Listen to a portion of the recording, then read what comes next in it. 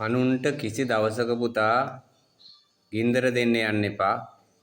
කොයි වෙලාවක හරි Tamanටත් ඒ ගින්දර පත්තු වෙනවයි කියලා හිතන්න. ගිනි පොලියට සල්ලි දීලා අහිංසක මිනිස්සුන්ගේ පීරි මාංශ උරා බොන්න යන්න එපා මහත්තයා. අහිංසක මිනිස්සුන්ගේ දුක කඳුල වේදනාව තේරුම් ගන්න.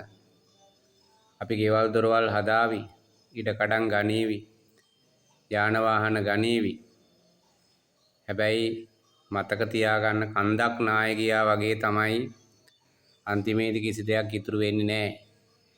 බුදුරජාණන් වහන්සේගේ දේශනාව තුළ පෙන්නනවා දෑත දෙපේට වෙර වීරිය අරගෙන රන් දහඩිය කඳුළු කැට මහ පොළොවට හෙලලා තමන්ගේ ශක්තියෙන් නැගී සිටින පුතා. ඒක තමයි සැබෑ දියුණුව. අනුන්ට ගින්දර දීලා අනුන්ට කිනිකිටි පත්තු කරලා සල්ලි හොයන්න යන්න එපා කවදාවත්. ඒ බුදුදහම එතන නෑ. බුදුදහම තේරුම් අරගෙන ජීවිතේ ජය ගන්න උත්සාහ කරන්න.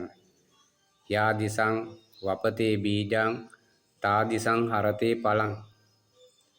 වපුරපු දේ අනුව තමයි Tamanට අස්වැන්න ලැබෙන්නේ.